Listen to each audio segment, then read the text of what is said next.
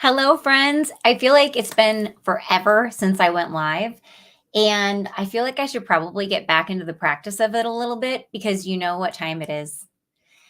I am wearing these lovely mermaid skeletal earrings because it's almost like year-end giving time. It is.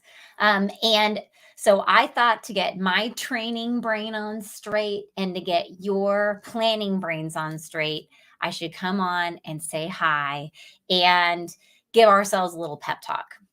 Because next year, not next year, I'm sorry.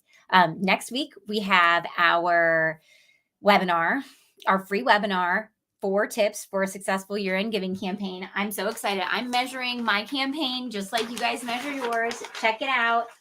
I had a goal of 150 nonprofits to help this year at our webinar, and I already have 154 signed up, and I'm super, super pumped. So the more the merrier. I really do mean that. If you know a nonprofit that needs to refresh their thought process about year-end giving or wants to learn how to do it, maybe it's their first time, or maybe they've been doing it for a long time and they need to get their head on straight, you send them my way and we'll hang out and I'll keep coloring in my thing. Look, my paper is like, it's literally running out of space. I'm going to have to get a second paper above it. Wish me luck. Okay. So I'm getting my office ready. You can see it's kind of a mess behind me. We had to move the studio in here because we have new employees that actually work in our office, and it's pretty exciting. They've been helping me plan all this for you guys. Okay, so as I have been planning out all this year-end giving training for you guys, as I've been planning out Como Gives, which is our community's year-end month-long online giving campaign, there are moments where I think, good heavens, is all of this work worth it? I get bogged down in it. And I think I don't want to write another email. I don't want to plan another social post. I don't want to plan another letter. I don't want to do, like, why am I even doing this? Because I'm so consumed with all of the work of planning. And as we go into this planning phase, because I know many of you guys have already started and some of you guys are just going to kick it into gear, I want to tell you the same thing that I tell myself as I'm going through the motions and making sure that our year-end campaigns are going to be successful. I always go back to my 4 campaign building rules. The 4 rules are: you start where you are, you use what you have, you lean into what works, and you build on the strengths of your team. Okay. And those are things that we hammer home like ridiculously in our year-end giving training. But the thing and the reason why I keep helping nonprofits do year-end giving, why I keep donating my time to the Como Gives campaign, is because I want to lean into what works. And that's one of my 4 campaign building rules, right? You need to lean into what works. And I know that year-end giving works. I know it works because we started off with this little campaign that John and the Community Foundation said, we're going to do this thing. And the first year, I want to say that we brought in like $60,000. John knows all this data so much better than I do. And then last year, we brought in $1.8 million.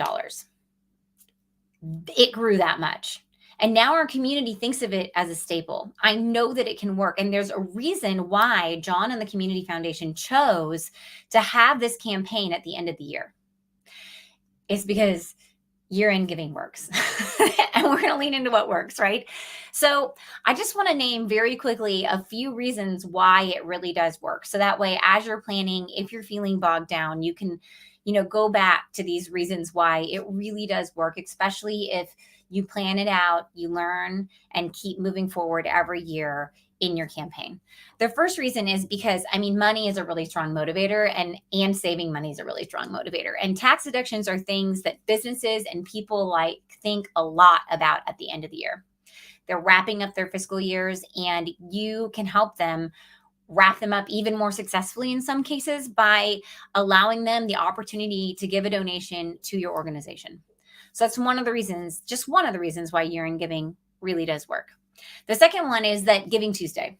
Giving Tuesday really kicks off the month of December, or wraps up the month of November, whichever one it falls on, with a big like bow. Like it kicks it off. It makes it, man, there's so much momentum behind it. And it's not just about money. That's not what Giving Tuesday is about. Giving Tuesday is about so much more. It's about the spirit of giving. It's about the spirit of nonprofits and everything that you embody. It's a day of celebration for organizations just like yours. And that's a powerful thing. And it's a powerful thing to get behind. And people are feeling it. They know about it now. It's not just some random like buzzword forever ago. It's like a thing that's really coming to fruition. Like the goal of Giving Tuesday is being realized every year as they keep doing this Giving Tuesday campaign. So capitalizing on that momentum of the universe in your year-end giving campaign is really powerful. So that's another reason that year-end giving works. The third reason is that the holiday season boosts our feeling of giving.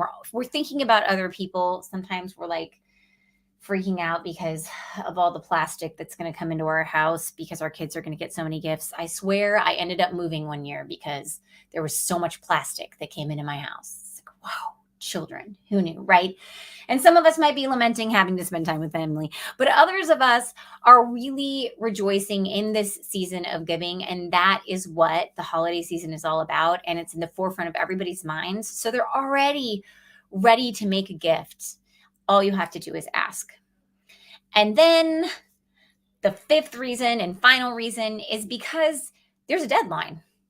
And deadlines really motivate people. They really, really do.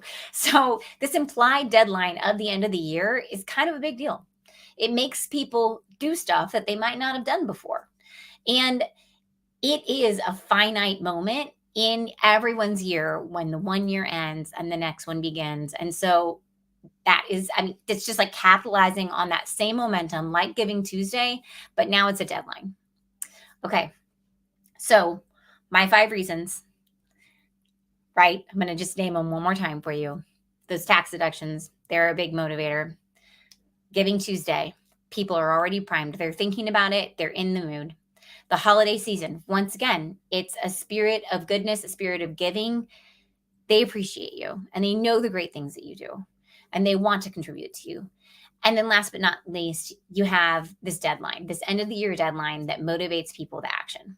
So as you're planning your year-end giving, if you're getting bogged down, like I know I sometimes do, just remind yourself that this really is a good decision for your organization. And it really does work.